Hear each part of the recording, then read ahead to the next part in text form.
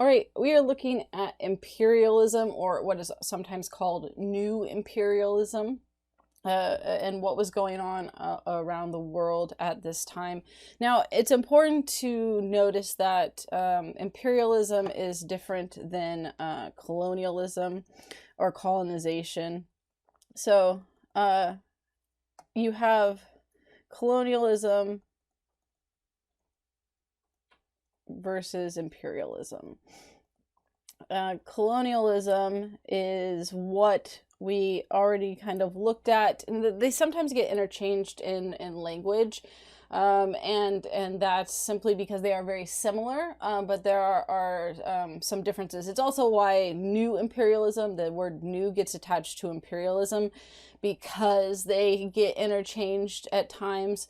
And so it's trying to distinguish between the time periods of colonialism and colonization, which took place when we were looking at Columbus and the Spanish and the British and the French and all of those colonizing new territories for them in the Americas. And during that period, you had other societies as well that were colonizing.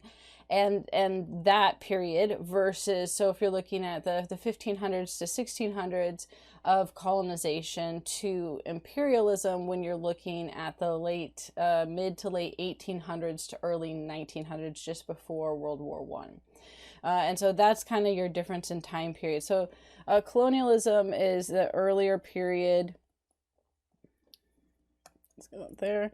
And the time frame, again, 1500s to 1600s, really. I mean, you have some in the 1700s too, so you could expand it beyond that. But where you have a rush of colonialism is definitely during that time frame. And with this, it's more a sense of taking over the area and converting it to your culture in all ways. And we should say, and society. Right? And so what that means is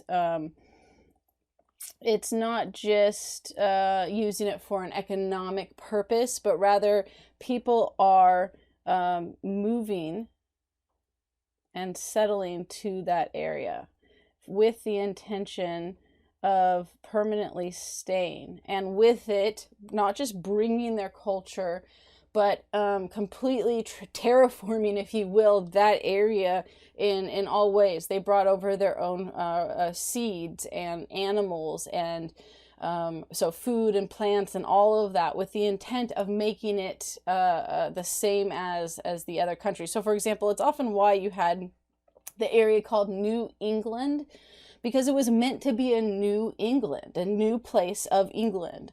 And that meant in all ways transforming it into that culture. And you conquered in various ways. And we looked at that. There were different ways of what conquering meant, the people and the land. And so there was more a sense of permanence, that people were coming to live there, right, rather than just use the territory for purposes.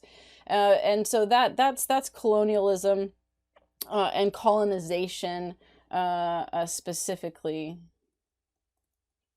right, if we're going to use that terminology. And then imperialism, we'll move over. On this side here, you have, or new imperialism, there's, it's not quite as direct.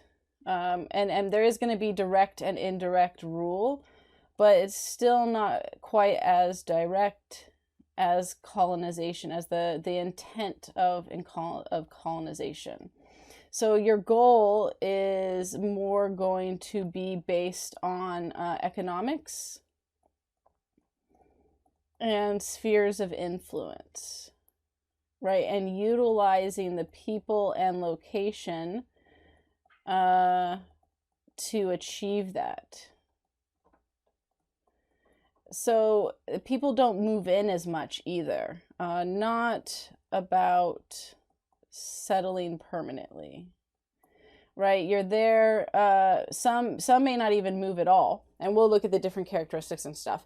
But you're not, your intent isn't to terraform, if you will, that territory to make it a new England or a new America or whatever. Instead, you're utilizing those people, the politics, the economics, the resources to benefit your country, but you're not incorporating and conforming that fully to your area where you permanently settle people and completely take it over as yours. And so that's kind of the big difference between the two. So what we're going to look at first is going to be reasons for imperialism. Why did this come into such a huge thing during this period again, right? We looked at what was the reason for colonization, and that idea of the colonies and colonialism and stuff that way is that colonization was for to have new land and for people to move to and settle, and it had a domino effect because of discoveries and everything else like that. So imperialism has several things that took place that also then kick-started it off to kind of have this mad dash to get as much territory as you possibly could. One of the first reasons was industrialization. Right, we looked at how industrialization was spreading and changing society. And what this does is with new industrialization in different areas, you have a need for raw materials. And those raw materials were not always readily available in the society that created it. You also had a need for new markets to provide your goods to new locations. So if you had these colonies that you controlled, you could force those markets to take your stuff that you produced. Let's say so for production, for products, right? It's that you need a new market to give your products to. So either a need for raw materials, a need for new markets for products, and then new technology. With the advent of new technology that took place under industrialism, you have the tools to better subdue and control other territories. This is going to create a new idea with it as well, which will be moral imperialism that we're going to look at in just a minute.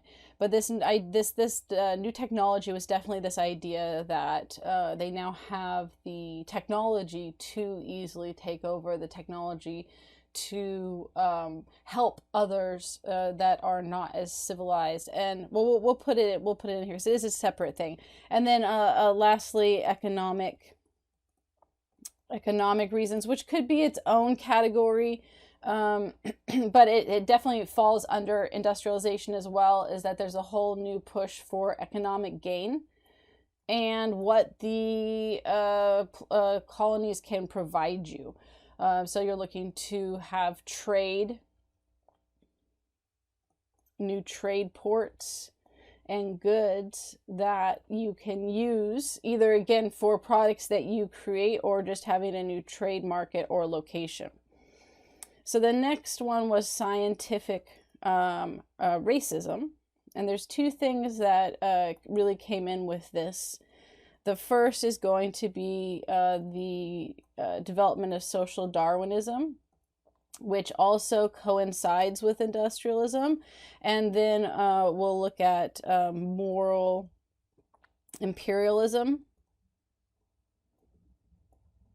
And well, actually, I guess there's three. And then specifically with scientific racism, the scientific scientific racism, which goes with moral imperialism. I'm going to just throw it under the title, but it's also its own category as well.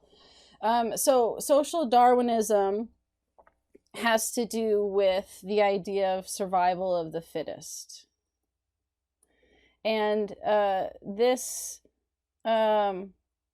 survival of the fittest is taking so Darwinism and survival of the fittest in nature and with genes and biology, and putting it into society, which is not technically what Darwin set up. Darwin's thing was specifically looking at biology and nature and survival of the fittest in that aspect. But social Darwinism then takes it and says survival of the fittest in society. One of the things that it creates is this idea that, it's a justification for controlling other people. It's a justification for the wealth disparity that emerged because of industrialization. It's a way to absolve oneself of guilt for the conditions of the poor. And then it gets attached onto imperialism as this idea that those who are more fit, right? Those who are wealthier, those who are more technologically advanced, those who are more civilized, as the term began to feel that they don't have to feel guilty about that because they were fitter in society. And therefore, the people who are beneath them, whether that's wealth or within the racism of just superiority of a race, that's simply because they aren't as fit, and that's just nature, and there's nothing you can do about it. Although there will be moral imperialism, which is then this is the how to combat that idea of that. And so it really is just, it became a great justification during this time period, and the US uses it as well, with this idea of it was used both at home with the wealthy and the poor, and it was used as an argument with industrialization for arguing why they didn't need to have solve the poor problem.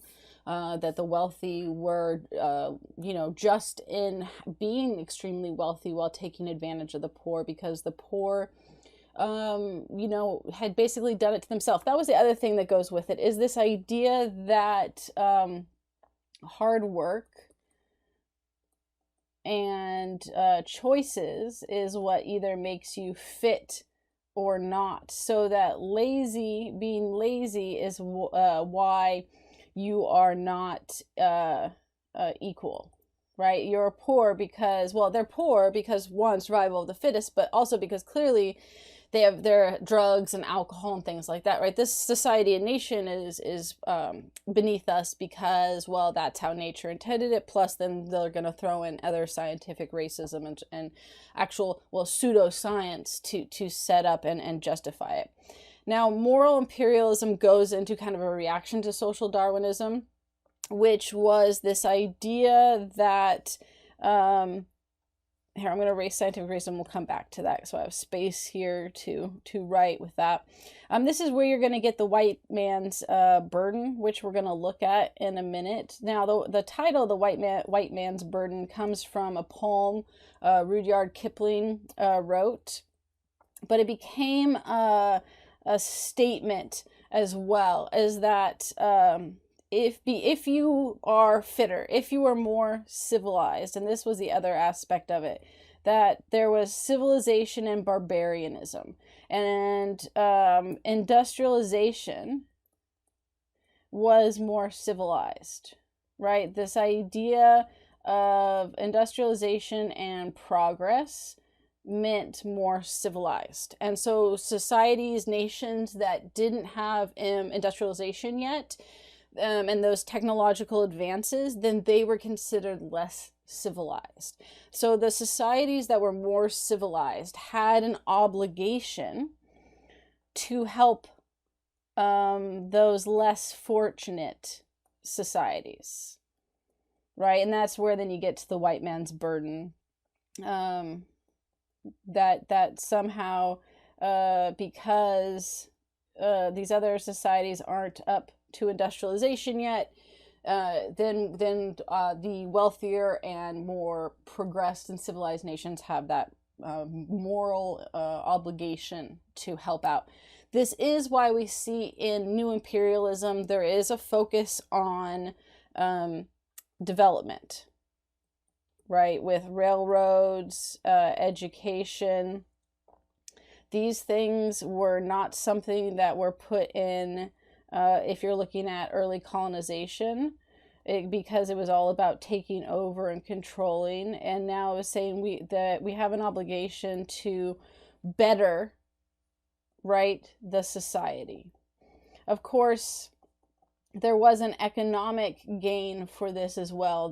Most people weren't doing it out of the goodness of their heart, or at least fully. There were some that saw that as their obligation and truly took that in, but the majority, it was a combination of it. It was a justification, but also a way, and felt like they had some obligation to do it, but of course we're going to get some economic benefit out of this in the process. So yeah, it rarely was just one way or the other, but you do see in a lot of places where France, Britain, you have the United States and a variety of other groups that come in. France, Britain, and the United States were huge groups that were involved in a lot of the imperialism that took place.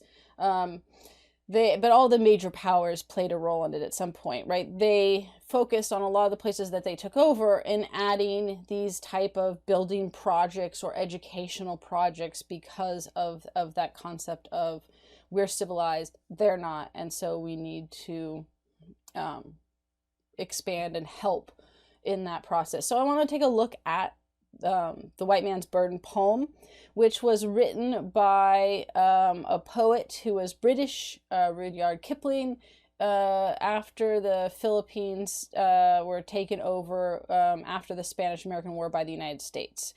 So we'll mention that when we get to the United States, but it's a poem that gets kind of taken up as the imperialism's motto in many ways, not just for the United States, but for everyone. So it's good to look at the beginning because it showcases this moral imperialism really well. And also, of course, later we'll look at ways it gets abused in that process. Or even the poem itself shows some of that abuse. So here we go. This is the White Man's Burden. So it has here, take up the white man's burden, send forth the best ye breed, go bind your sons to exile, to serve your captives' need, to wait in heavy harness on fluttered folk and wild. Oh, I clicked something it didn't like. Hang on. My hand there touched the other internet browser. To serve your captives' need, to wait in heavy harness on fluttered folk and wild, your new caught soul and peoples, half devil, half child. So there's a couple things I want to look at with this poem and what it's doing. One is going to be the description of the imperialist, right, which is going to be, Britain, France, the United States, and then the other, of course, is the captives, right? That is what he talks about, those that are a part of the colony now under the authority of the imperialists. So here, send forth the best ye breed, go bind your sons to exile, to serve your captives' need. So again, it's this idea of duty, right? It's not something beneficial. You're sending the best and you're binding your sons to exile, all to serve someone else, right? And that's meant to be this idea that this isn't something beneficial, it's a duty, and it's a burden, right? That's where the title comes from, and that of what they're having to do. And then you have the description of the people, the native people from that area, half devil, half child. So again, this goes to civilized versus barbarian. And you have that too in the best ye breed. So it's the best versus these half devil, half child, civilized versus barbarianism. The depiction of the local population is not nice in this poem. Take up the white man's burden, in patience to abide, to veil the threat of terror and check the show of pride, by open speech and simple, 100 times made plain, to seek another's profit and work another's gain. So here again is characteristics of having to have patience for your what you're doing. And this goes into paternalism. Paternalism is the idea of, well, it comes from the word pater right here, which is Latin for father. Paternalism is something you have if you have children. Then there's paternalism and having to raise them and teach them. Paternalism gets insulting and degrading when it's applied to adults and people who can take care of themselves. And this was applied to slaves with slavery. It was done to women, and it was done to the various colonial endeavors and peoples that the different supposedly civilized societies took over. They saw them as inferior. And therefore, just like with slavery and women, and therefore needing guidance and education and teaching, right? So you have that patience with them. And then the seek another's profit and work another's gain. It's again that idea of you're not doing it for economic profit, which of course is not true. But if you want this romanticized version of imperialism, the white man's burden is that romanticized version of it. And then take up the white man's burden, the savage wars of peace. I mean, even have the language, right, of savage versus civilized. Fill full the mouth of famine and bid the sickness cease. And when your goal is nearest the end for others sought, watch sloth and heathen folly, bring all your hopes to naught. Again, here's description of the local population, and it's what? Sloth, heathen, and folly end up what? Undermining your work. Which these were very much descriptions and characteristics of the poor too. So again, that idea of social Darwinism coming into play. This is very much that. That idea of that it's their own fault that they're like this and not better. And so they're playing with it with that language here. So you're helping. Again, this is all scenes of helping, right? Helping with famine, helping with sickness, ending it, and just as when you're closest to being done, then those who are lesser than you ruin it in that sense. And so then we have what? Take up the white man's burden, no tawdry rules of kings, but toil of serf and sweeper, the tale of common things. The ports ye shall not enter, the roads ye shall not tread. Go mark them with your living, and mark them with your dead. And so this idea here is that it's the job, the white man's burden. It's hard labor and solitary, restrictive. Right, that well, and this is going to get into in a minute the idea that people don't appreciate what they're doing in that process. It also is somewhat with class labor as well. The wealthy versus the poor. You're sending the best, the wealthy, to go help the poor. Take up the white man's burden and reap his old reward. The blame of those ye better, the hate of those ye guard, the cry of host ye humor, slowly toward the light. Why brought he us from bondage, our loved Egyptian night? So here, this is again this idea of treatment of the imperialists. You're doing all this to help, and they're not appreciated. Right? Take up the white man's burden, ye dare not stoop to less, nor call too loud on freedom to cloak your weariness. But all ye cry or whisper, by all ye leave or do, the silent soul and people shall weigh your gods and you. So again, it's this weariness and burden of the job, and then the whole while he's arguing that the people are judging them. So you have to act a certain way and do well because your actions are being, not only you, but your gods as well.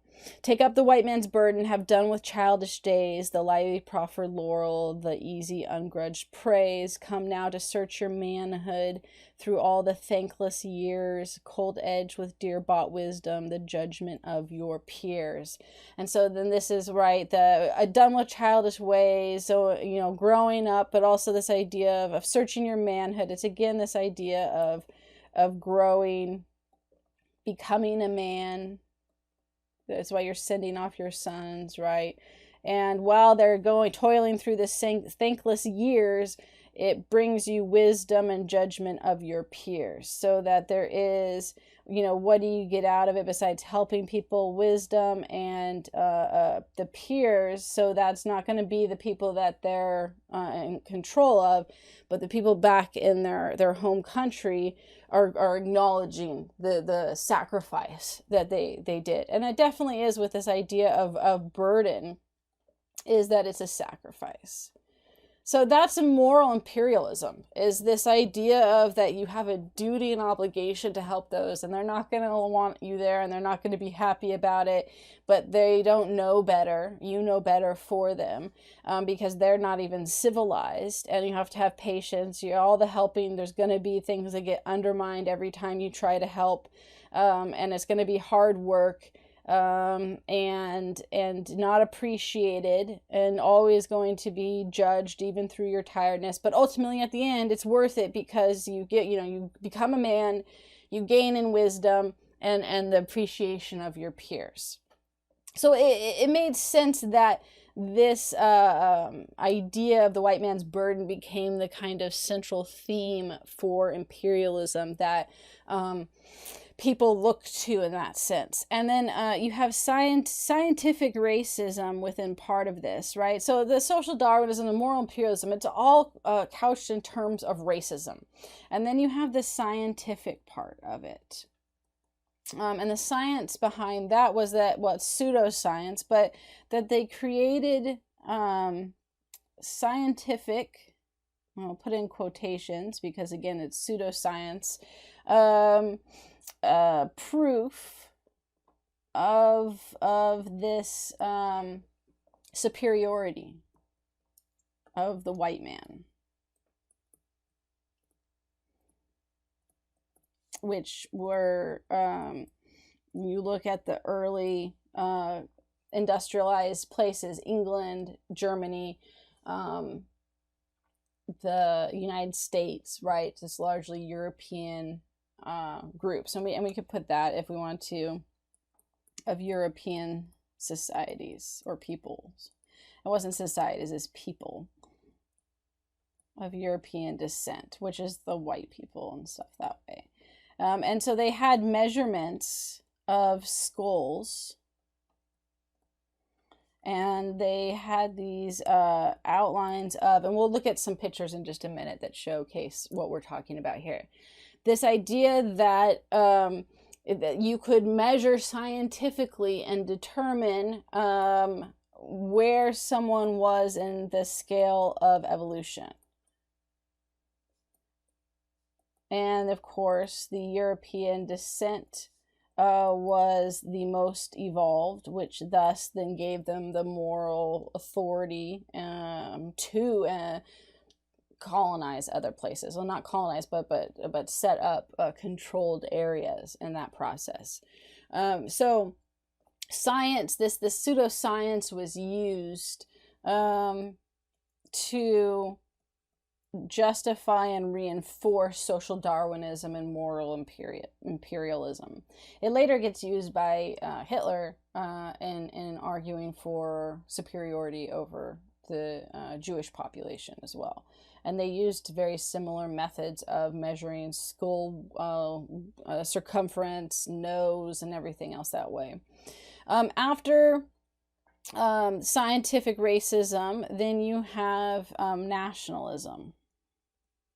Nationalism was developing, and this is going to come into World War I as well, with really bringing it forth as far as the reasons for celebrating the entry into World War One, but also the events that lead into World War One. So nationalism in of itself isn't inherently a bad thing. But it can be when you have forced nationalism, or it becomes jingoism. So nationalism had been growing with the idea of, again, what is a nation, and what or who of the people were part of a nation. And the kind of common structure was generally considered those who shared common language,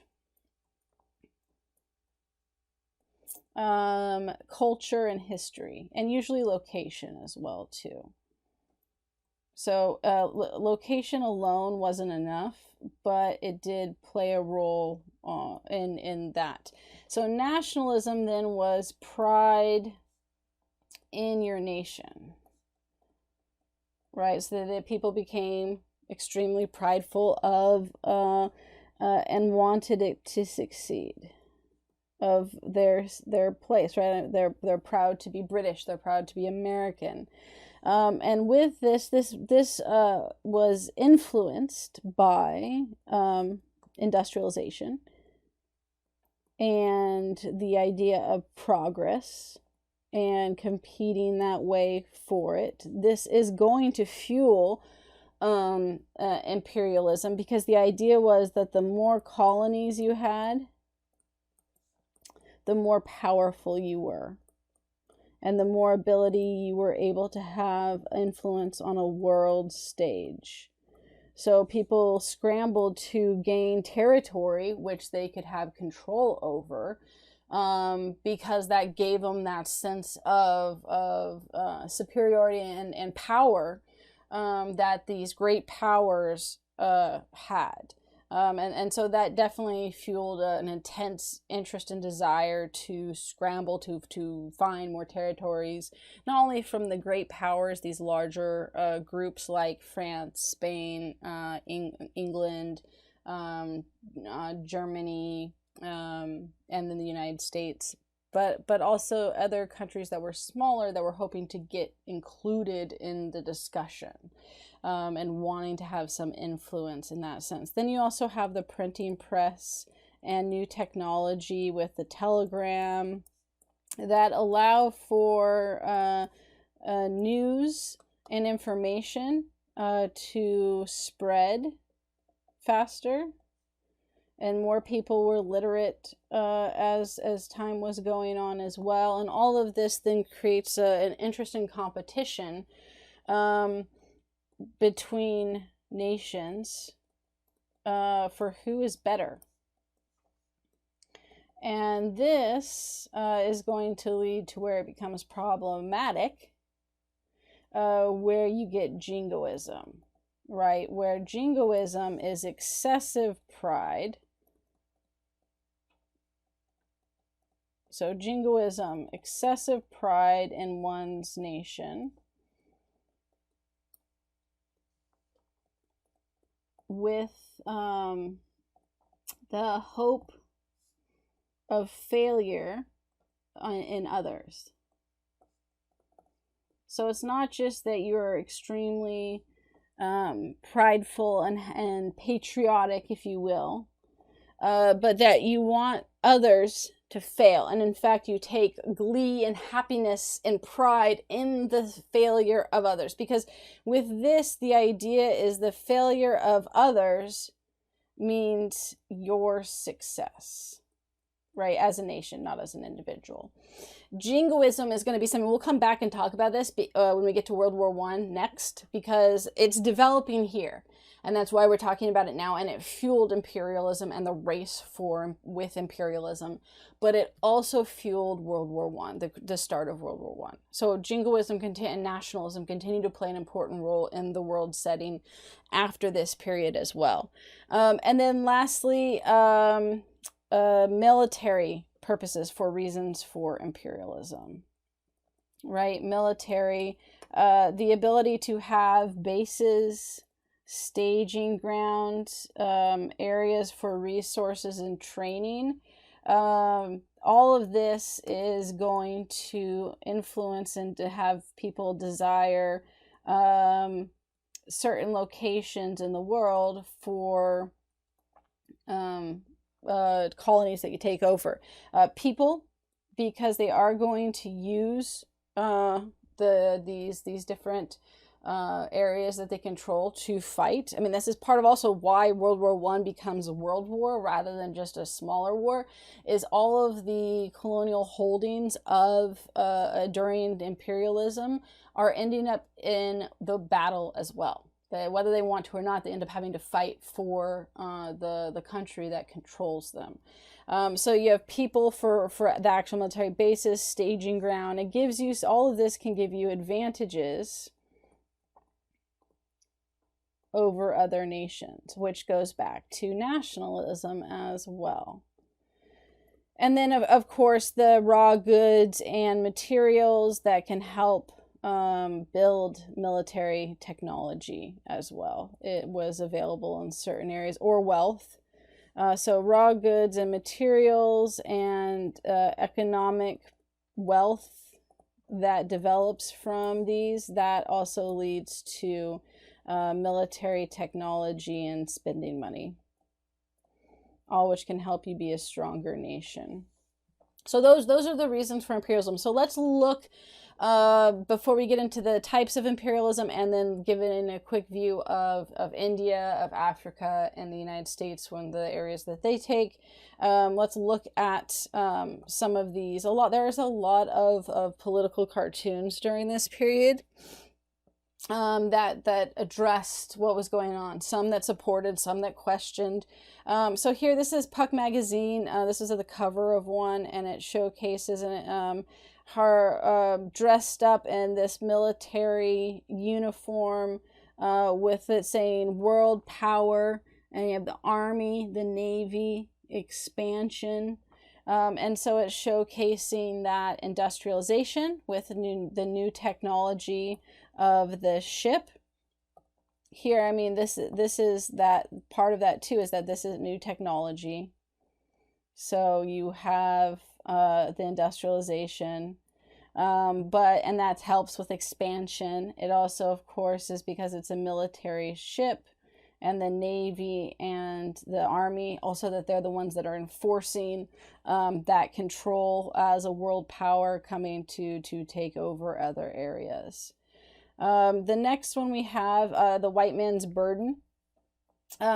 This one, and it cut it off. It's hard to see here. I thought I picked the one where you could see it. This is this golden statue that is holding out. It's basically like, if here's my awesome drawing of that, the statue sitting there holding out these kind of tablets, and it's golden, and it says civilization on it. All right, so they're marching. You have the British here, and you have the United States here, and the United States is following Britain to the golden greatness of civilization. And they're carrying, this is definitely the white man's burden part of it, right? They're carrying on the back these other societies, Cuba, China, India, the Philippines, and so on, right? And it talks about the vice, superstition, ignorance, oppression, cannibalism, slavery, cruelty, and there's all the things they're having to climb over to get to civilization. So it's highlighting that idea of the white man's burden. This one is just very obviously, apparently I cut some of this off, so I'm going to have to, I'll put the full thing so you can see. It says right here on the flag that's cut off, barbarianism and civilization. So, I mean, this one's blunt, right? This idea of civilization and the moral imperative and to fight barbarianism. And of course, it has all of the stereotypes for clothing style, how they're looking versus the people who are the civilized, and this is why they have an obligation. Here we have paternalism in imperialism. This is actually within India. This is a sepoy that were soldiers that fought in the military for the East India Company that were Hindu or Muslim. And it's showcasing the British man as normal size, and then you have the adult soldier that looks like a child, and he's kind of holding him on the head and saying, now go be a good Sep Boy, is what, you can't read it here, but that's what it's saying, and saying he's giving him clemency and forgiving him for his choices. And that was a big showcase of imperialism too, is that idea of, right, that they are children that need the protection and help of father, if you will, to do well. Here we see imperialism and economics with the ad for Pear's soap. This is an advertisement for soap. The first steps toward lightening the white man's burden is through teaching the virtues of cleanliness, and is a potent factor in brightening the dark corners of the earth. And then and what you have here is in each, there was these ships up here is what they were, and they were an advancement of ships. So this was an older ship, like with early colonization. And then you have this steamboat here. So it's showing, again, sorry, these cut off. I thought when I was formatting this that you could see everything. The steamboat is showing, right, industrialization and technology and progress. And then you have here this Pear's soap, and the whatever, whoever's from the local population being submissive, right, begging for goods, while this noble person standing up handing them some and improving, and then the ships coming into dock bringing in Pear's soap. But the key, that one of the things that's interesting is brightening up the dark corners of the earth, cleanliness, lightening. This is definitely towards that racism and stuff, with the idea of white equals civilized, and anything that's not white skin color, dark skin color of any kind, brown skin color of any kind, is going to be the uncivilized. That was basically the idea. It goes with slavery too, with white being free, black being slave, and the idea that skin color separates that. I mean, so they're using those terms in there. But this idea of it, this is for money, right? They're selling Pear's soap using the ideas and sentiment of the white man's burden to get people to want it. Here it's a porthole. He's in the ship. You have a military uniform, right? And he's using Pear's soap before he heads out to, promote civilization. So you have it. It was definitely, as much as the White Man's Burden poem that we looked at tried to say it wasn't for profit, there was a massive economic profit, not only in raw goods, but then in this idea of advertising and what you could sell to people as well. And here's white. I threw that in twice, so we already saw that one. And then here's scientific racism. And this was the idea of progress, where you have civilized to, of course, non-human. And it was the idea of the stages of civilization. So the idea was behind this that the different peoples were, this was the highest level of civilization and progress, right? And then this was the lowest, and it went that way. And so therefore science, through measuring, and what they would do, there were other ones, I didn't put a picture of that, but where like they had measurements of skulls, and they had the pictures drawn of each person, and then the measurements of the skulls and the face, and showcasing that how the face and the skull, circumference of the skull was set, showcased whether you were of, highest civilization or somewhere in between. And then therefore that provided justification through social Darwinism, and the idea of moral imperialism, to take over and control other societies, right? They aren't progressed as far. They aren't civilized. Here's scientific, right, in quotations, proof of that. Therefore, we're good to go, kind of thing. Where we're okay to take over, but again, it was just a justification for that. Okay, so those are the reasons for imperialism. So let's look at the forms of imperialism and the different types of rule that took place.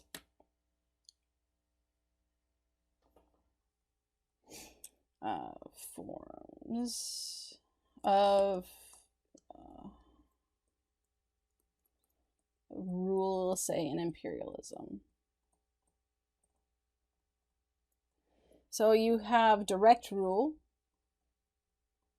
And direct rule was the idea of you ruled directly through officials and soldiers, right, that came there and took over the administration. So you would bring in your own government, your own soldiers and officials, and create your own kind of administrative government to rule. This direct rule usually had more imposing your culture on the colonies. So early colonization was a form of direct rule. But again, it was still more extreme. It was a direct rule, but also with the intent of fully transforming. Direct rule with new imperialism was still not always meant to be a permanent thing, right? That's the difference between early colonization and colonialism. It was meant to be permanent.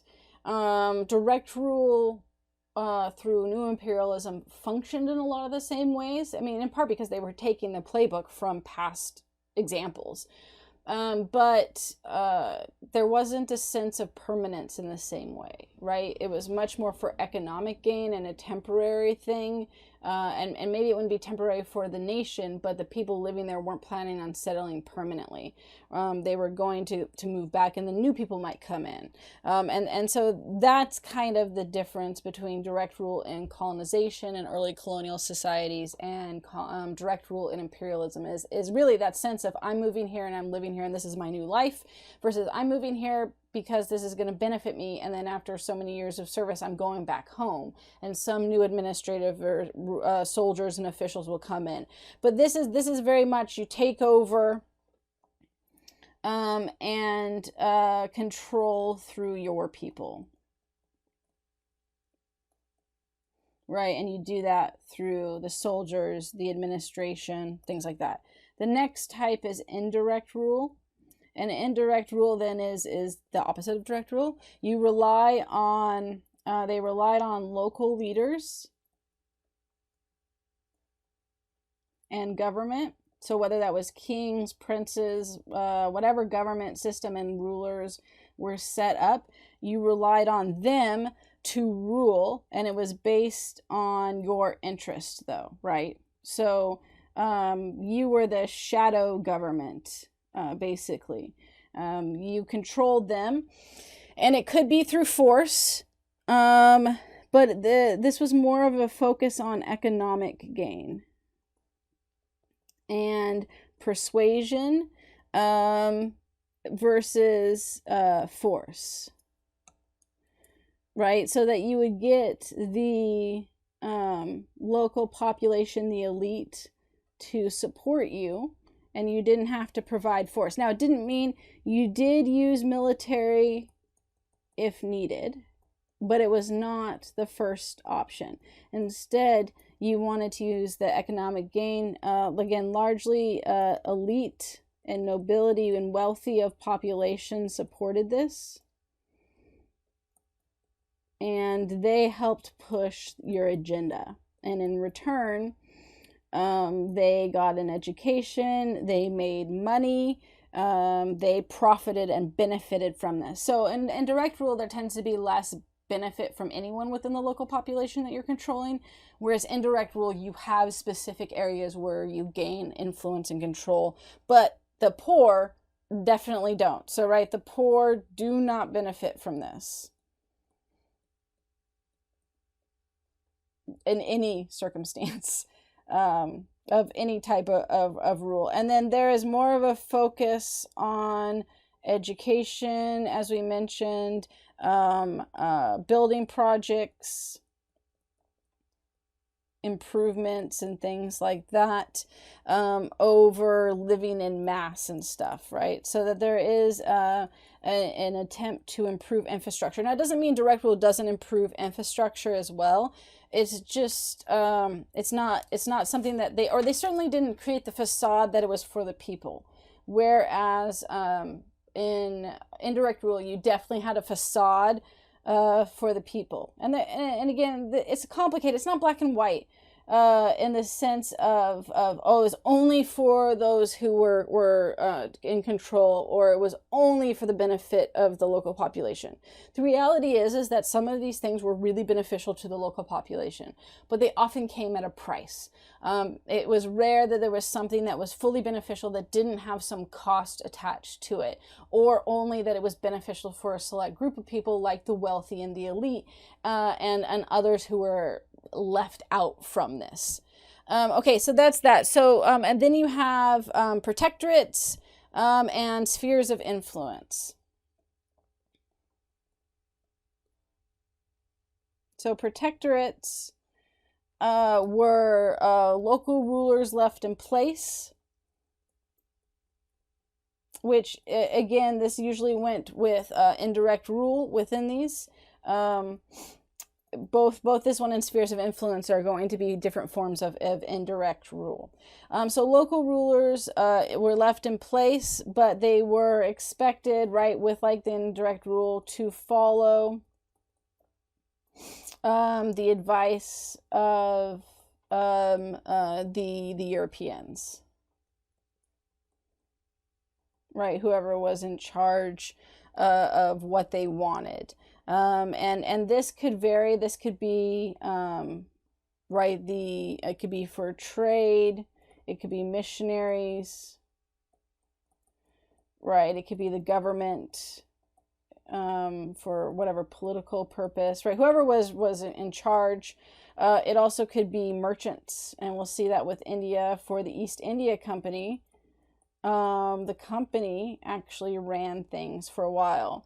And then one of the reasons that you do this is it costs less, especially if you don't use the government, the British government, right? If they use, so trade would really be the merchants and stuff that way too. But if you used someone else to help control it, then it required, it costs less. And if you use local rulers as well, and required less military. So in this case, you tended to, you had a military there, but you didn't have to bring over as many people, less people from controlling country too.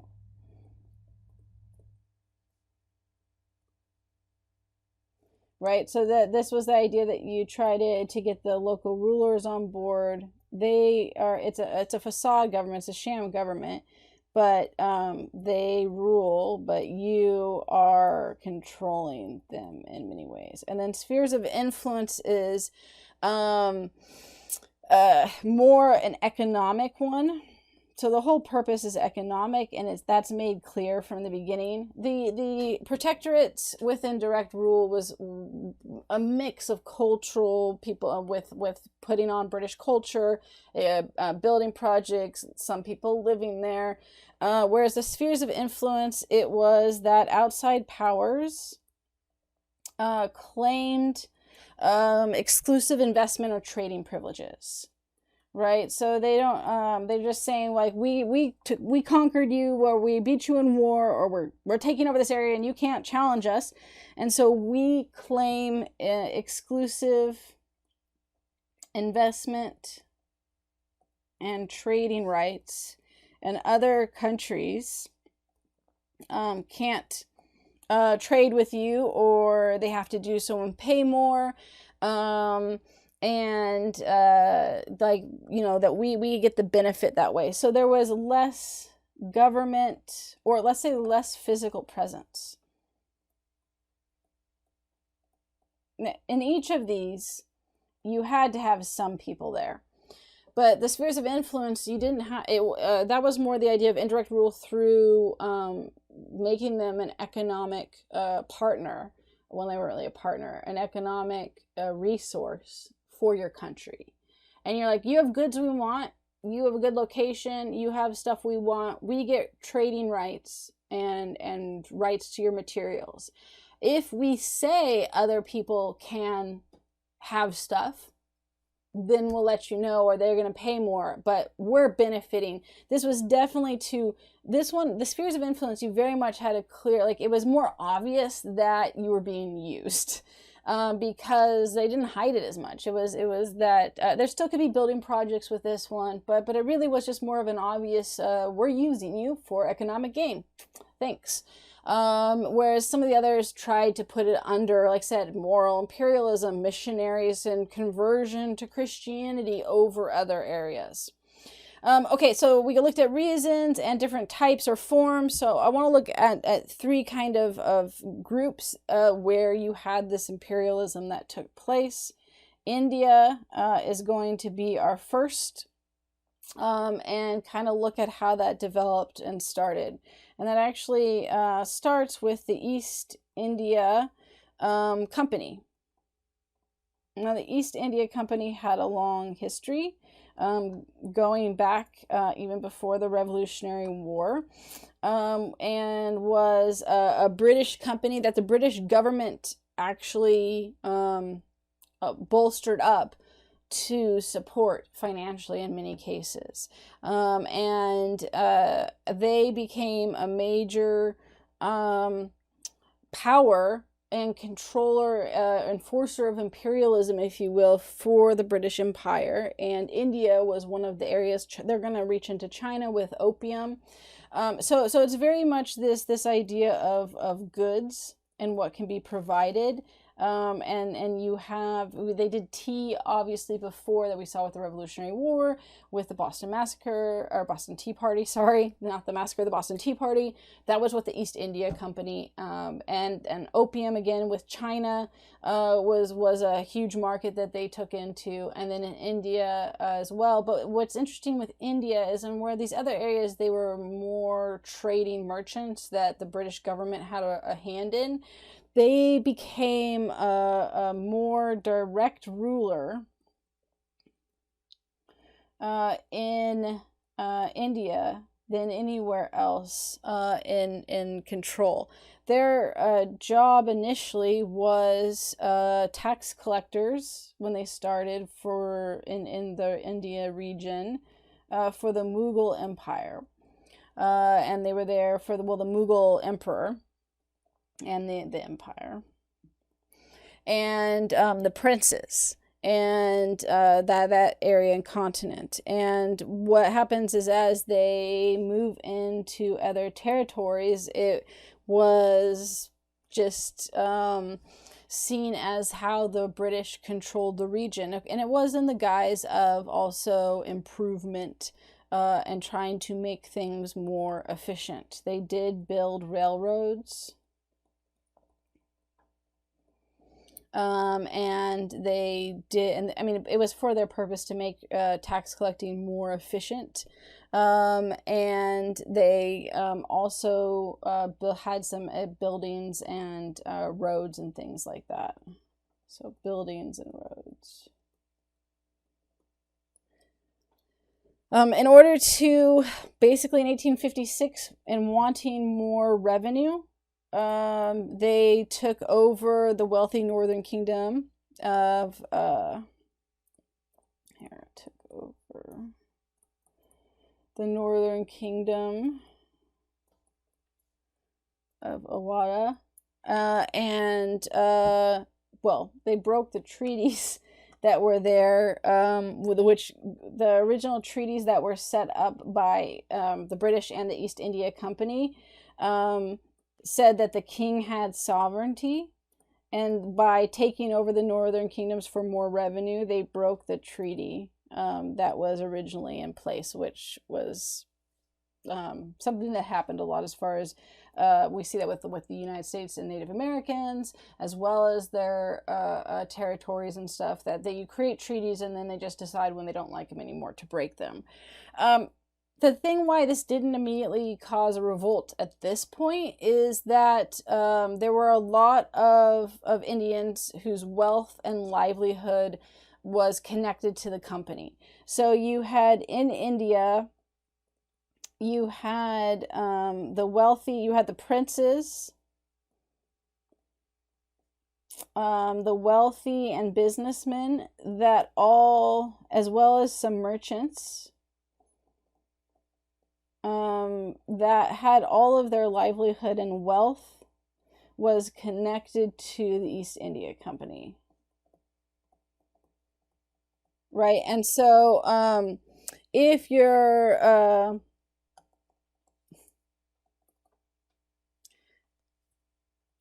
there we go. Stop talking. Actually, spell correctly here. So if you had your wealth and livelihood connected to the East India Company, then you're not gonna throw up a fit when they break a treaty with the king, because it either A, benefits you more, or if you challenge them, threatens your success.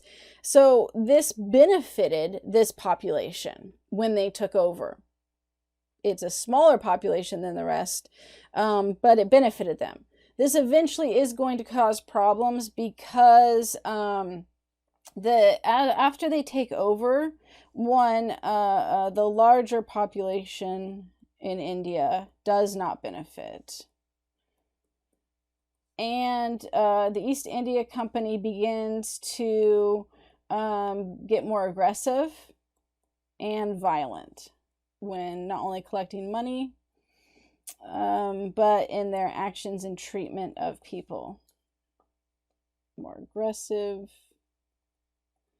and violent. Now, what they used for to control the population was a mix of soldiers. So they used British soldiers soldiers from the company. They weren't necessarily part of the British military. So British citizens as soldiers for the company, right? So just because there is a difference between British soldiers from the military, the official military. And then they used both Hindu and Muslim Indians in the military as well, in the East India Company military. So they hired local people, which were called the Sep Boys. And the Sep Boys was the local population of military. And they used them to collect the taxes, enforce the rules, and things like that. This is also going to create some anger with people, including some within the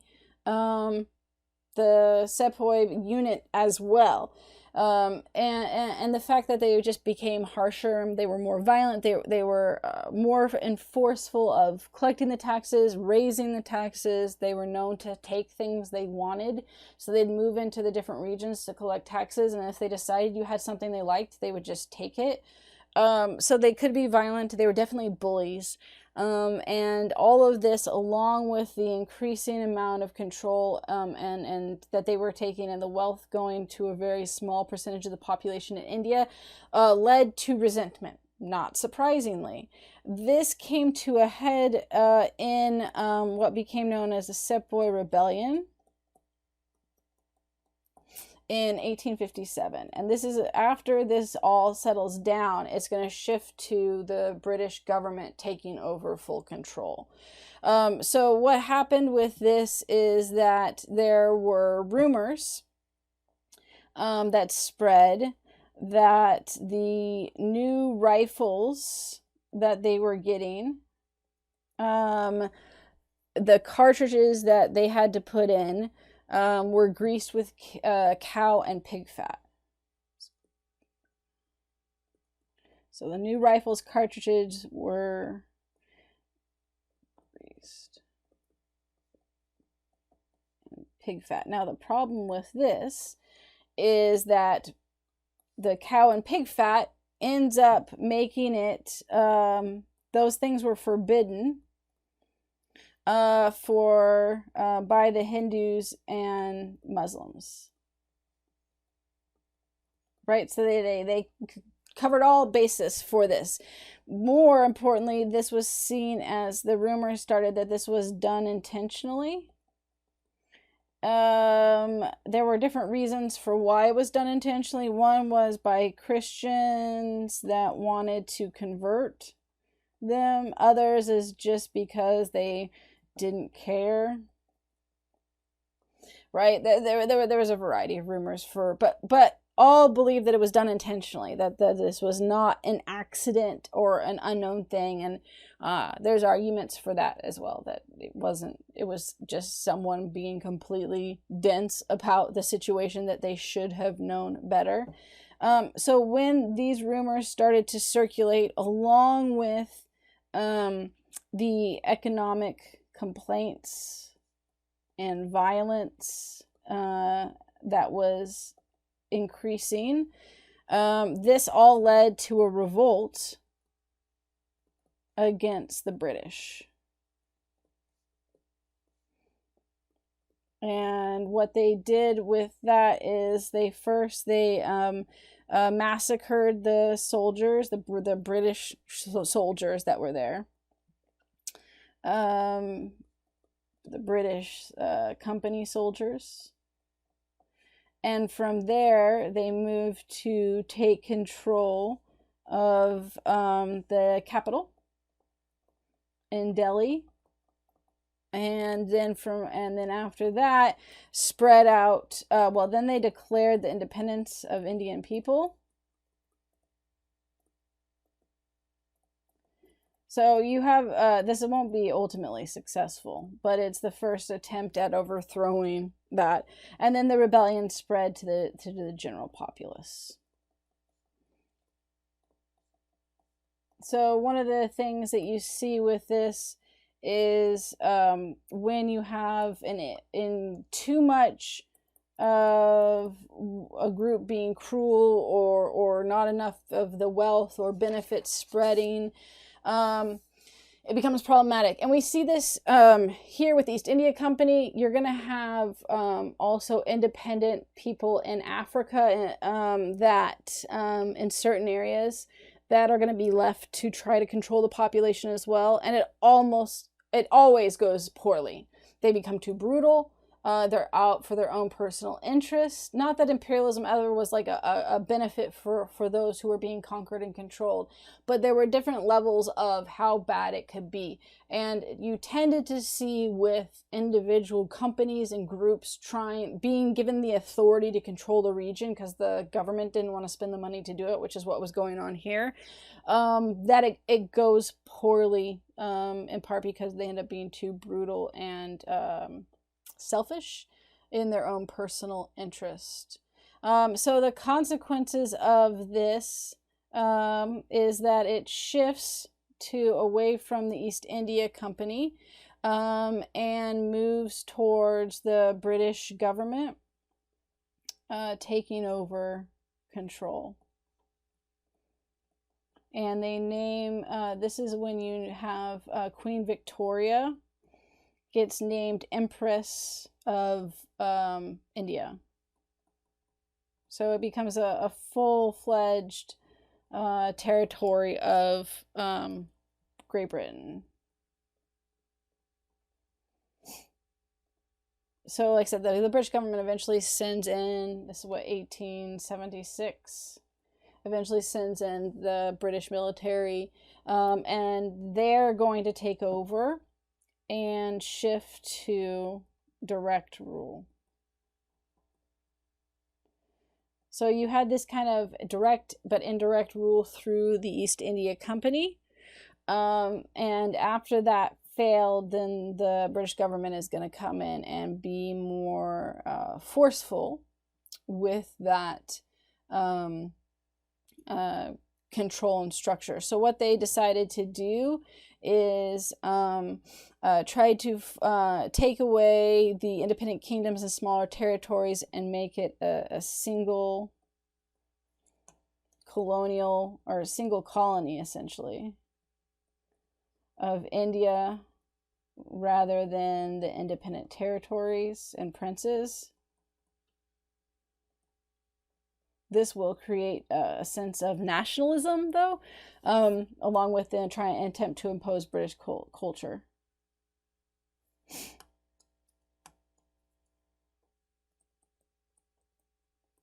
So then they also tried to, like I said, impose British culture, right? That wasn't imposed before under the East India Company. They encouraged the Indian people to abandon traditions, speak English, dress like the British, and education as well. The British education system and dress.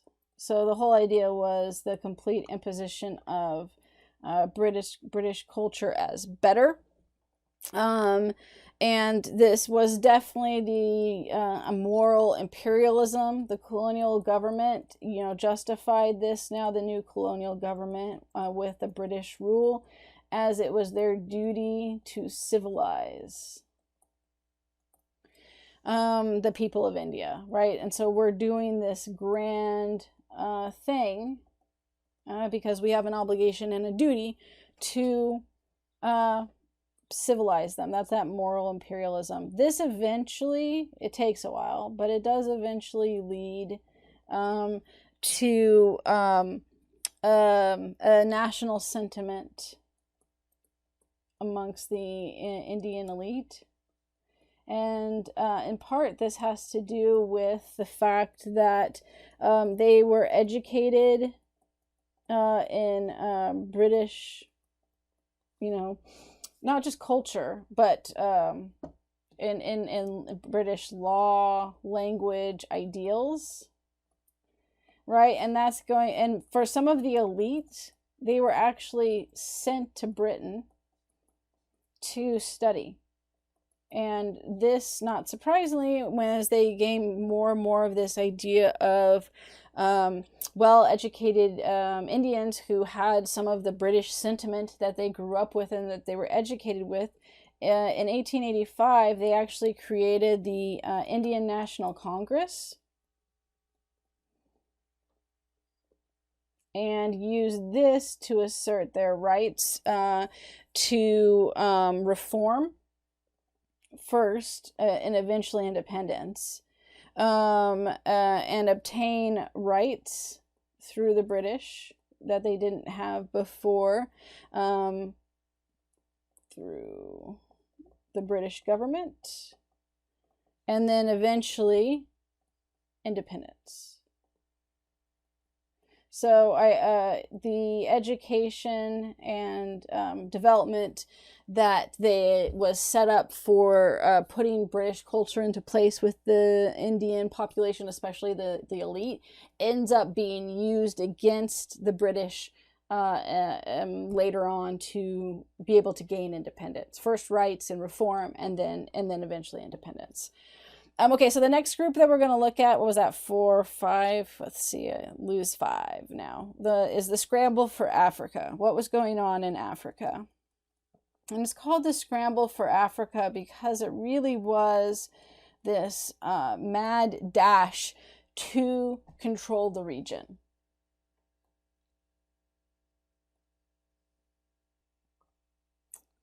So by the 1870s, you had a new interest in Africa, right? A shifting look at other nations that began to see the success of the British in India and were looking for their own territory to control, as for the various reasons we talked about for imperialism.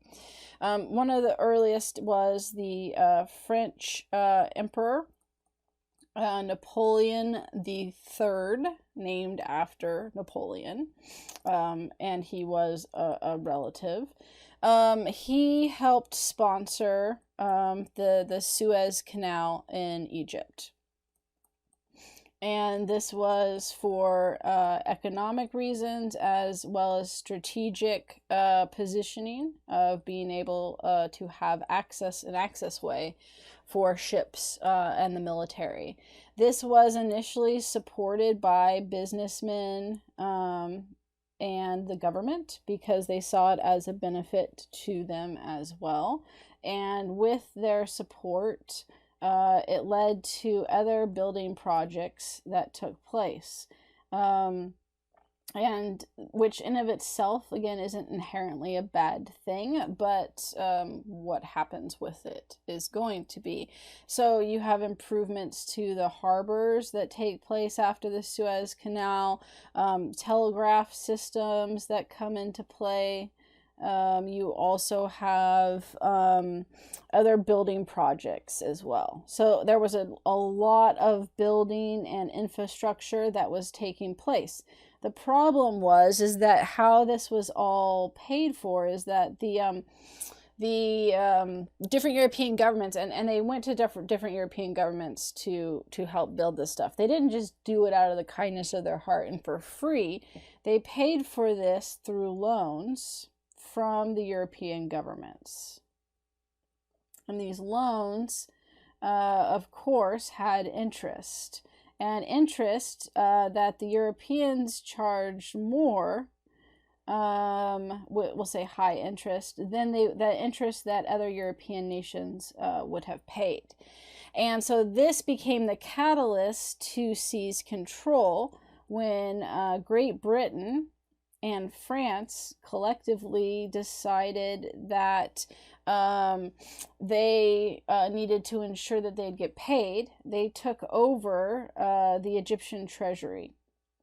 And the reason for this was these high interest loans, and saying that they had to ensure that the loans would be guaranteed, right? To ensure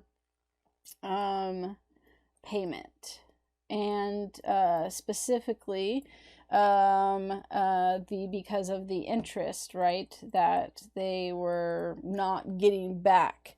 This eventually led them making a deal to take over the government, because you had Egyptian nationalists that didn't like that they took over the treasury. And it was threatening the current Egyptian government. And so they made a deal to take over the Egyptian. So they ended up getting control and seizing control, not through military force, right, but through economics. Again, under the guise of supposedly, right, needing to stop Egyptian nationalists that were threatening the current government. So I mean, it was a clever tactic in order to take over. First with the treasury, claiming that they had to make sure that they got paid, and then with the government because the people weren't happy that they took over the treasury. The French army went into North Africa, and then several other places to take over areas that they were interested in. So North Africa was first, and then from there they went into Algeria in 1870. By 1870 they were in Algeria, and then Tanzania by 1881. So this allowed for their expansion. They used Egypt as a starting point for expanding in.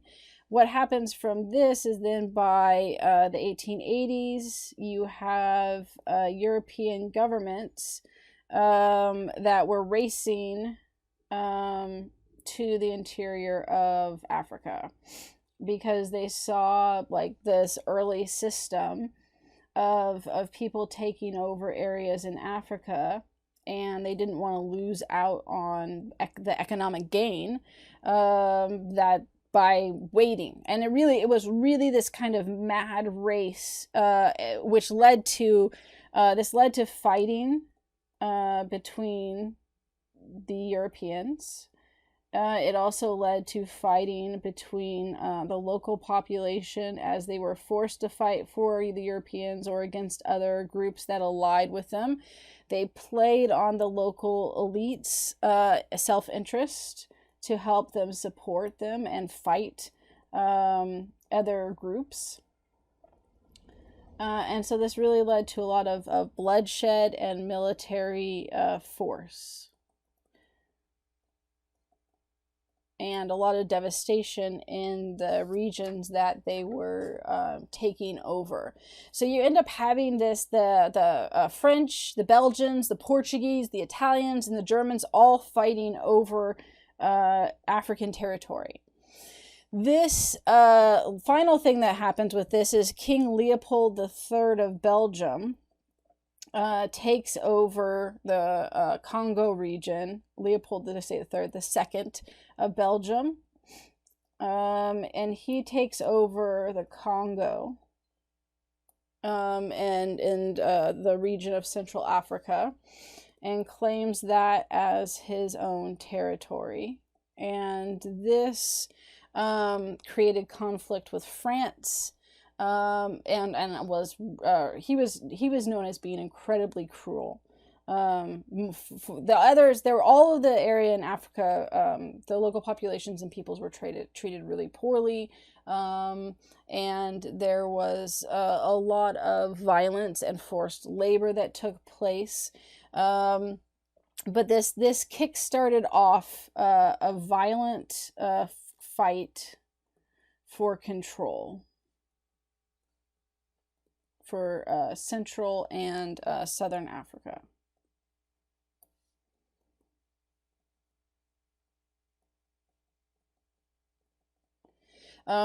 You had various groups. Probably the best known fight or conflict that took place was with the Zulu people. You had two groups. It was actually several groups, but you had farmers of European descent and immigrant prospectors. So people who had already settled there. So Europeans, farmers, and prospectors that fought against the Zulu people. The Zulu people was a very powerful kingdom in the area.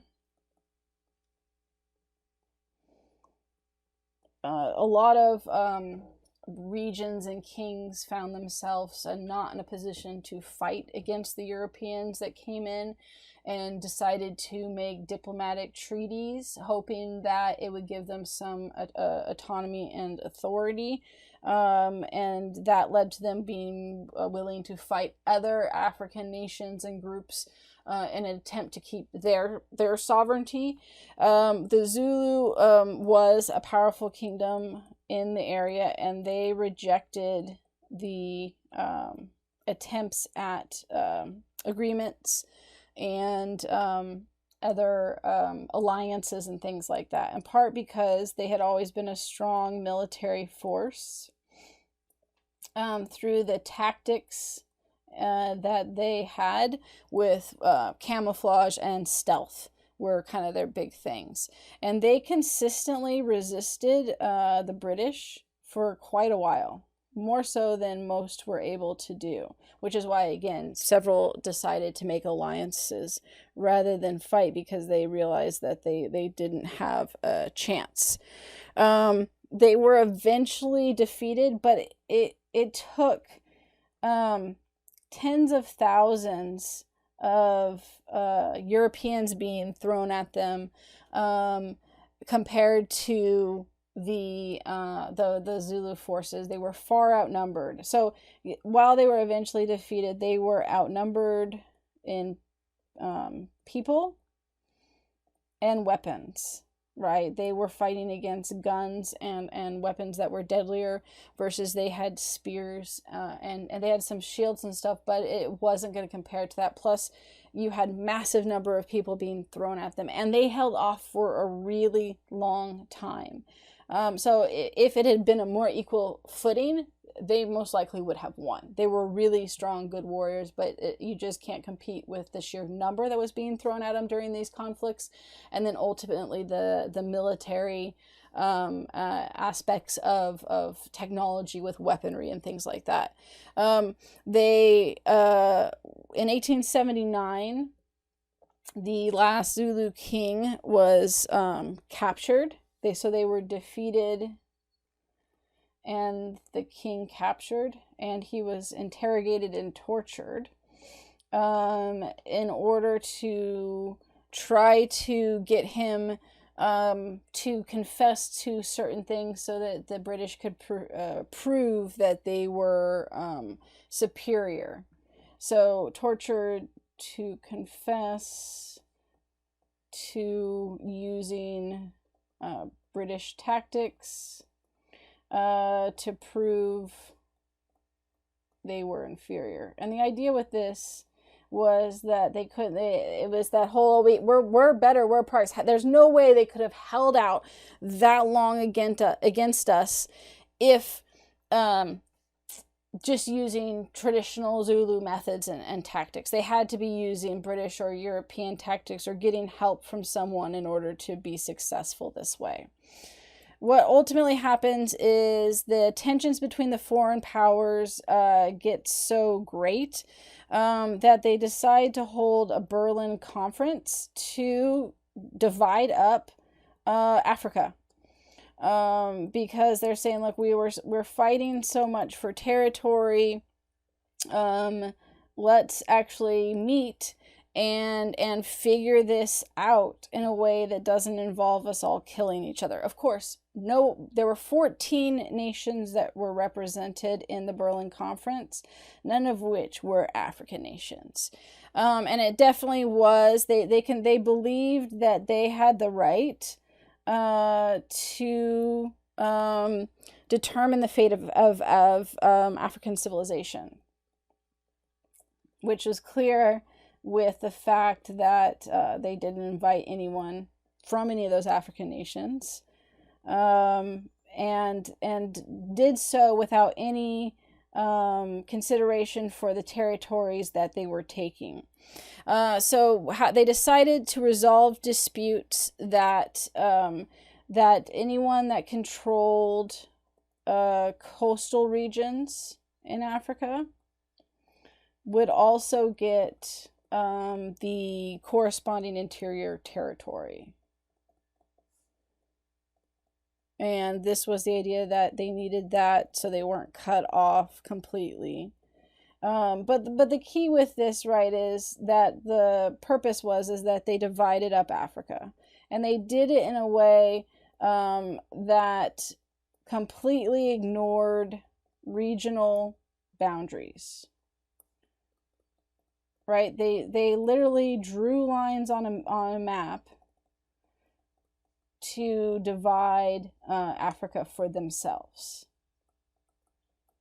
And in the process, didn't care if that cut into previous boundaries or territories of African control. And this is going to have serious long-term issues, because what ends up happening is that it ignored actual territories and borders of about 70% of the Africa's ethnic groups. So 70% of actual borders and territories. Because so it's not hard to think about what it was supposed to reduce the bloodshed between the Europeans, it didn't take into consideration what bloodshed would take place between the African nations and groups that were now being split. And it didn't do that, even though there was still a desire for control, and they continued to fight and attack.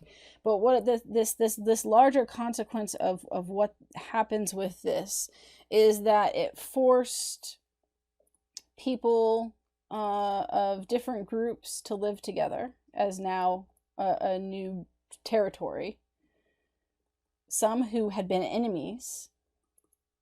It also divided up territories of people that were family. So you had either now joint group of, no, you're all one nation now, or state, and you're going to identify as that, or it split up individual groups. And now part of that group was in one state, whereas as others were in a different one.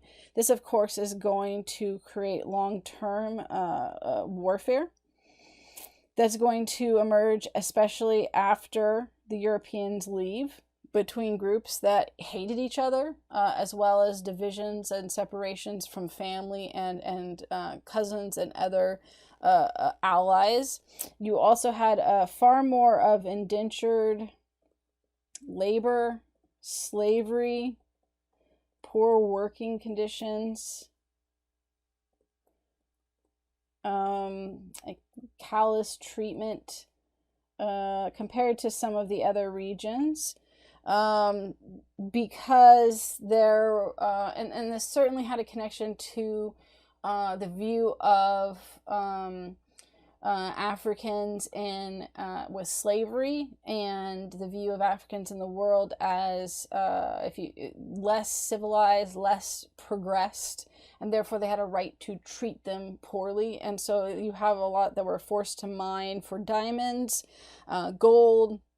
There were lots of injuries, punishments, abuse, lack of food during these periods, and that's notwithstanding, of course, warfare that emerges. Then all of this kind of devastating aspects of devastating Africa, and then eventually, when imperialism ends and people begin these ruling powers leave, you've left this just completely pillaged area. That is in shambles, with territories and peoples that were only managing together because they were forced to, and then that's going to lead to the warfare and conflicts that are still happening today because of what happened here. And if we take a look at, there's a couple we didn't look at here, so let's look at, this is with India, British imperialism in India, and you can see as far as when it becomes more of the direct rule. Right, and they have servants and those that took care of every component of life. Here we have the Berlin Conference, and it's this idea of the European powers with a cake cutting up Africa. And then here we have a map that just showcases how it was split up, and the different groups that took over control of these regions, and the fact that these territories that you see here were not the territories and structure of what Africa was before.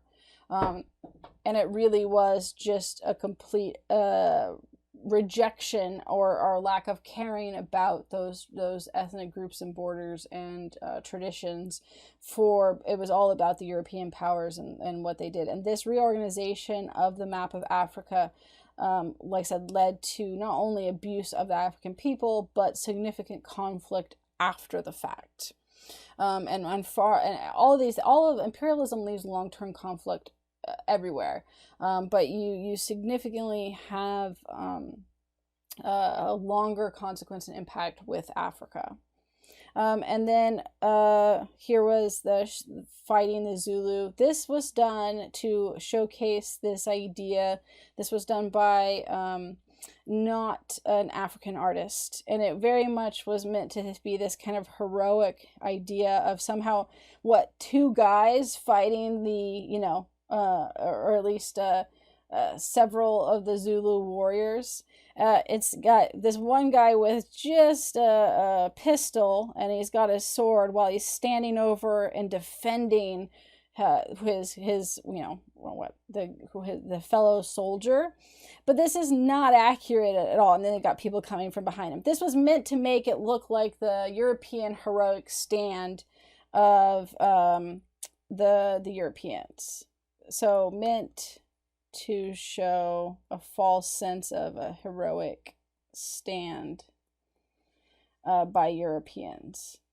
Again, that's not the case. They threw tens of thousands of people on a much smaller force of Zulu warriors. And they definitely had bigger weapons than just a pistol and a sword. This makes it look like they're more on even footing and actually at a disadvantage. But that was the idea of showcasing this battle of we were the heroic warriors against these vicious Zulu warriors that took advantage of our smaller numbers. And so this was definitely propaganda, and it was meant to showcase it in a very specific way. All right, the last group that we're going to look at is the United States then, and what was going on with them. So let's see here. I think we were on 6. So the United States had this ideology called Manifest Destiny that had been around for a long time. And Manifest Destiny was the idea that they were destined to expand, and that it was a God-given right. And this was used largely for westward expansion initially, right? That the expansion to the westward territory, that this was that American exceptionalism, that they were this policy to expand west was destiny and was a God-given right, and it was used to justify westward expansion and control and takeover of the Native American population. When the westward expansion had kind of seen as, even though we'd reached the West Coast, then it began to shifted to be used for imperialism, right? Okay, it's not just destiny to expand westward in the American continent, but now it's destiny and God-given right to expand to, foreign territories. This went along with the rising nativism that was taking place in the mid to late 1800s in the United States. And nativism is, it certainly is connected to views of manifest destiny, with the idea of that the American exceptionalism and American right to expand. But it was also very much immigration. This idea that what was a true American, right, a native born, which of course was ironic in ignoring Native Americans, but American born citizens, and this a focus on the exceptionalism of Americans, and that immigration was ruining America. And part of this had to do with that earlier immigration had largely come from Europeans, although that didn't stop them from having attacks on immigrants. The Irish were often attacked before, but you do have a new wave of immigration in the late 1800s that was from Asian territories like China and Japan. And so you had this new sense of racism that took place with the idea, again, of what we saw with scientific racism and social Darwinism and all of that culminated in the idea of white superiority And of course, the idea that was to be American was to be white, and largely ignored other groups that were American as well. This ultimately culminated in the Chinese Exclusion Act, which was the first time in American history where you had a whole population, a group of people that were excluded based on race. And so that Chinese people were excluded from immigrating into the United States. And this cut off a ton of people who were in the United States that had already immigrated, that if they went back, they wouldn't be able to come back in, but they also had family in the US now. It also gave justification for racist treatment and abuse. It was a pretty horrible act that took place that was racist and targeted a whole race, simply out of this nativism and anti-immigrant sentiment. You also had an increase in religious missionaries that were looking and pressing for imperialism in order to go abroad to convert people to Christianity. This definitely goes into moral imperialism, and the idea that it was their duty to spread Christianity to other people in foreign countries. But instead of just going, I suppose, to one place that, had their own control, it was, we're going to go take over a place. But they believed that it was their duty to help the poor and spread Christianity. And the idea with this was that through imperialism, then this, here we'll put moral imperialism first because it's part of that. But through imperialism, that this could be better achieved.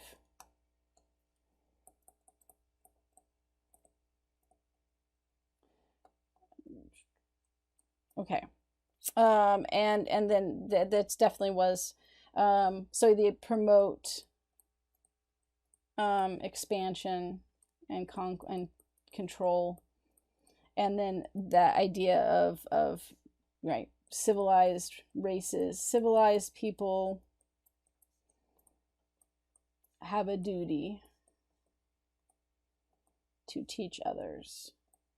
So there definitely was a missionary push in the United States, more so than some of the others. The missionaries of Christianity and conversion was something that happened with other European groups, but was far stronger within the United States. Now, what kind of kickstarted all of this off was the Spanish-American War, where you see this idea of trying to free Cuba from the evil Spanish. And you end up with the press, the journalism, which was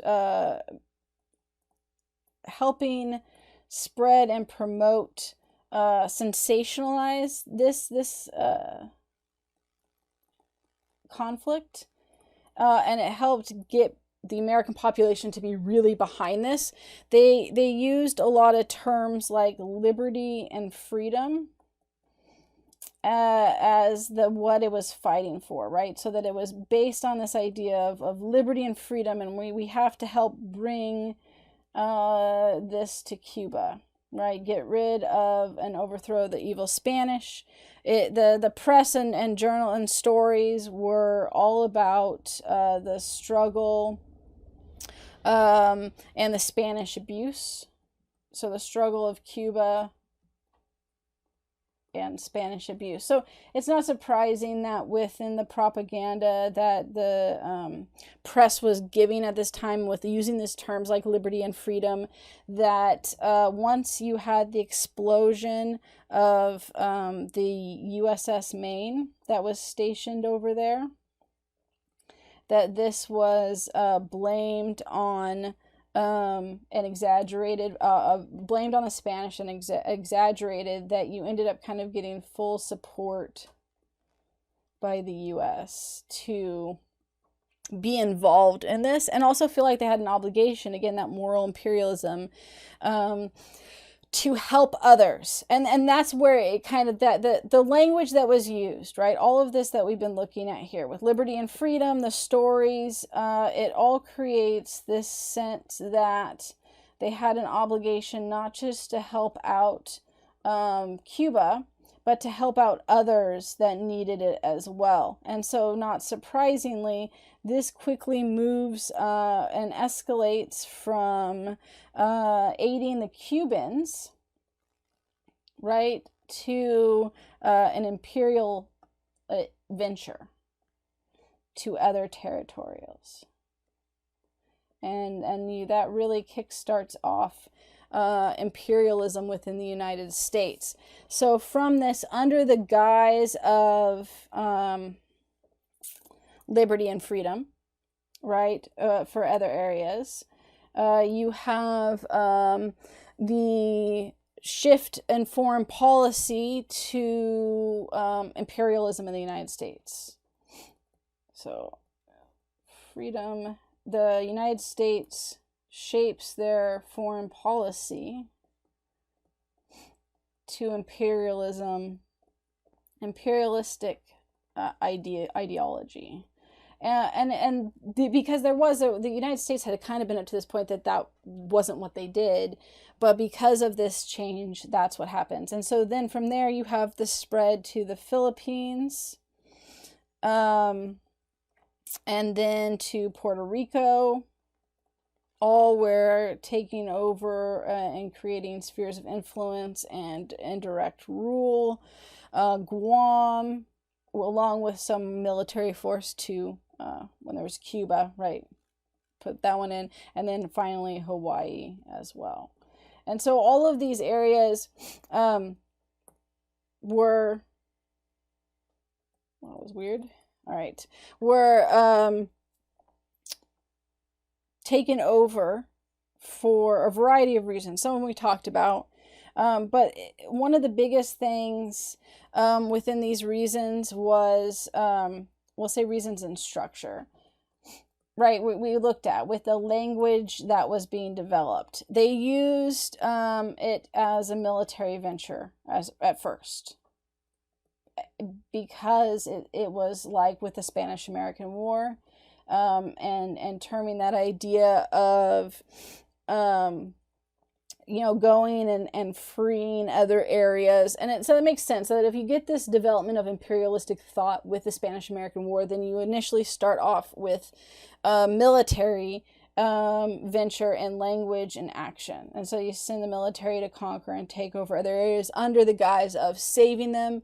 It was seen as the locations provided military benefit to the U.S., and so that certainly aided the use of the military to control those regions. But it eventually moves to an economic focus and control and reasons for taking over areas, and raw goods, right? Just like with industrialization and everything else, that this was more important with for economics and raw goods than the military strategic locations and sending the military in. This eventually shifted to what was called the dollar diplomacy. And the reason it was called the dollar diplomacy was because instead of controlling through military force, you controlled the regions through loans, and spread American influence that way. I keep hitting things with my palm here. Controlled regions through loans, just like what was done in with the Suez Canal in Egypt, and spread American culture through the economic control and influence. And that became the main way that the United States shifted and focused into imperialism, was taking over these territories initially through military, but then providing money and resources and loans, which then indebted those territories to the United States from which then you were able to put in, with that moral imperialism, American culture and Christianity and whatever other control that they wanted, so that they didn't have the same sovereignty and independence that they had before. And if you needed to use the military as a backup, and this became a huge discussion in the United States about what was the way and direction to go. But again, it was really this military involvement first, to save people. It was the language that they were using, and then a shift later to no, we don't want to get involved that way. We're just going to do it through economics and spheres of influence. Okay, so that's where we're ending in imperialism. We will look with the shift and transfer into World War I and how imperialism and nationalism aided and influenced this start of World War I next time.